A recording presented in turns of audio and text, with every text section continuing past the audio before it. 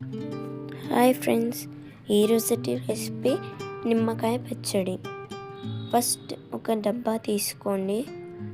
తర్వాత నిమ్మకాయలు కోసి గింజలు తీసేయండి. తర్వాత కొన్ని నిమ్మకాయలు రసంలా పిండుకొని కొన్ని నిమ్మకాయలు డబ్బాలో వేసుకోండి. తర్వాత పసుపు, ఉప్పు,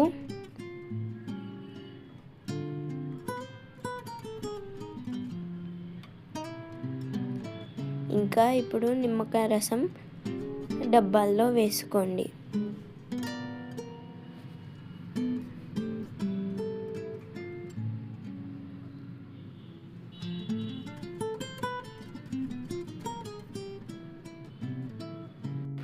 మూడు రోజులు లేదా 5 రోజులు మగ్గనిచ్చిన తర్వాత మెంతులు, ఆవాలు, జీలకర్ర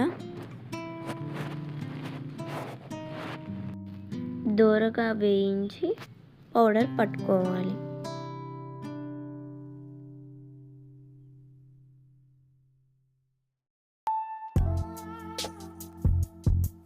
తరువాత స్టవ్ మీద నూనె పెట్టి కొద్దిసేపు వేడెక్కిన తర్వాత ఆవాలు వేసుకోవాలి.